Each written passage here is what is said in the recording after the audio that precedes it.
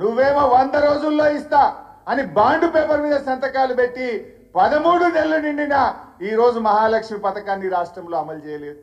మహాలక్ష్మి ఎగబెట్టిండు. అదేవిధంగా పక్కన ఆంధ్రప్రదేశ్లో మొదటి నెలలోనే 2000 పెన్షన్ 4000 చేసి ఆంధ్రప్రదేశ్ ప్రభుత్వం మాట నిలబెట్టుకున్నది.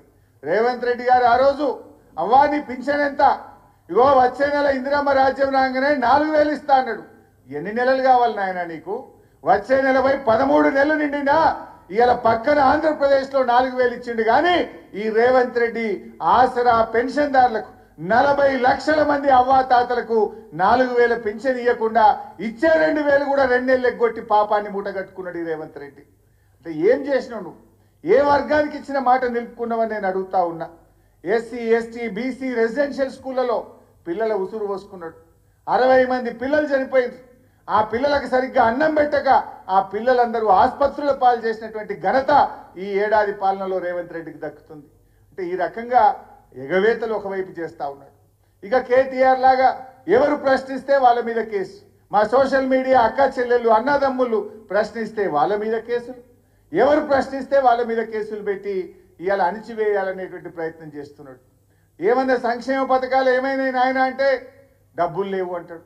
కానీ ఈయన ఏం చేస్తుండు? ఈయన భూములకు, ఈయన కుటుంబ సభ్యుల భూముల కాడికి 1000 కోట్లు ఖర్చు పెట్టి 6 లైన్ రోడ్ వేస్తా ఉన్నాడు కలవకుర్తి దాకా.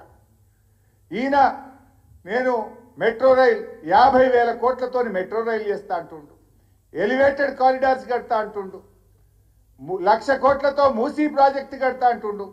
మరి అవ్వాతాతలకు 4000 పింఛన్ ఏమైందంటే పైసలు లేవంటాడు.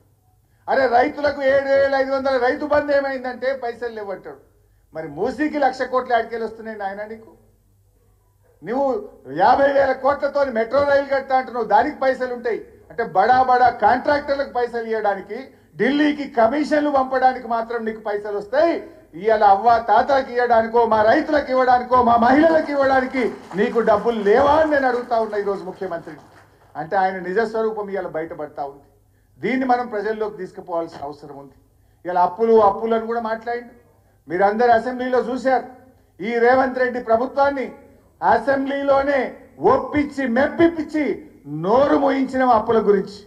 7 లక్షల కోట్లని 8 లక్షల కోట్లని అప్పులంటే నిండు అసెంబ్లీ సాక్షిగా 10 ఏళ్ల బీఆర్ఎస్ పాలనలో బీఆర్ఎస్ ప్రభుత్వం కరోనాతో సహా ఉదయ్ స్కీముతో సహా అన్నీ కలిపి చేసిన అప్పు 4,17,000 కోట్లే.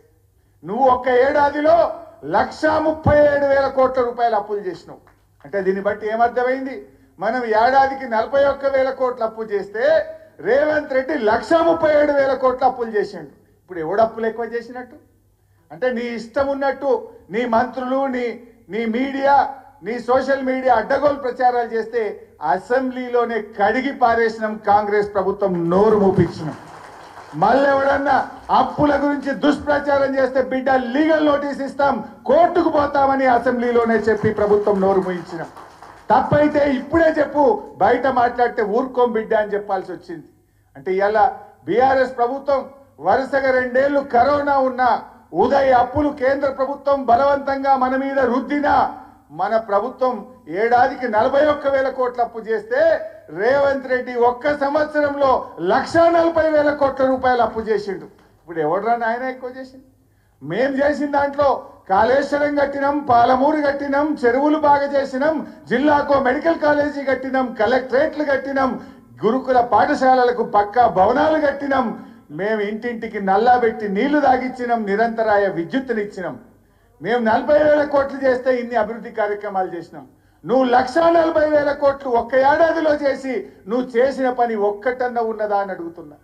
బీఆర్ఎస్ కట్టిన ఫ్లైఓవర్లకు రిబ్బన్లు కత్తిరిస్తున్నావు, బీఆర్ఎస్ కట్టిన భవనాలకు రిబ్బన్లు కత్తిరిస్తున్నావు, బీఆర్ఎస్ కట్టిన ప్రాజెక్టులకు రిబ్బన్లు కత్తిరించినావు తప్ప నీ ఏడాదిలో ఒక్క పనన్న చేసినవా రేవంత్ రెడ్డి అని నేను అడుగుతావు. ఈ మాటనే కదా మన కేటీఆర్ గారు అడిగింది. ఈ ఒక్క మాట అడిగినందుకే కదా నువ్వు ఇవాళ అక్రమ కేసులు పెట్టే ప్రయత్నం చేస్తున్నావు. ఇలా మనమందరం ఇలా బీఆర్ఎస్ పార్టీలో ఏ కార్యకర్తకు ఇబ్బంది వచ్చినా పార్టీ అండగా నిలబడ్డది. లగచర్లలో రైతుల కోసం గిరిజన రైతులకు బేడీలేస్తే కేటీఆర్ గారు పర్సనల్ గా తన కుటుంబ సభ్యుడు అరెస్ట్ అయితే ఏ రకంగా పనిచేస్తారో లగచర్ల గిరిజన రైతుల కోసం కేటీఆర్ గారు అంత కష్టపడ్డారు.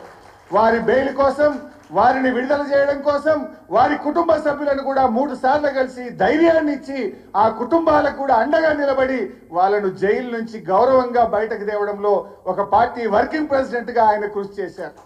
ఆ రకంగా పార్టీలో ఏ కార్యకర్తకు, ఏ సోషల్ మీడియా యాక్టివిస్టుకు, ఏ ఉద్యమకారుడికి, ఏ పార్టీ నాయకుడికి మన కౌశిక్ రెడ్డి మీద ఇంటి మీద దాడి జరిగినా పార్టీ మొత్తం అందరికీ ఆ కార్యకర్తలకు, ఆ నాయకులకు అండగా నిలబడ్డది.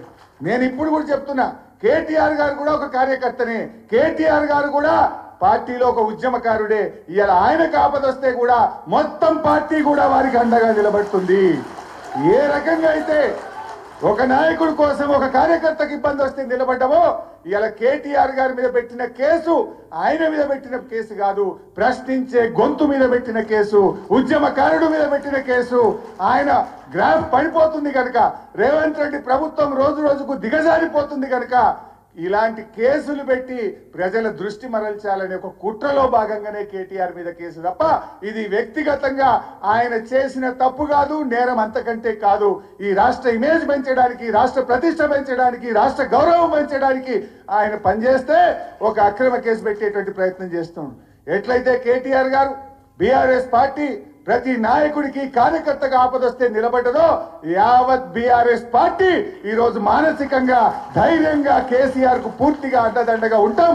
ఎవరు కూడా భయపడే ప్రశ్నే లేదు.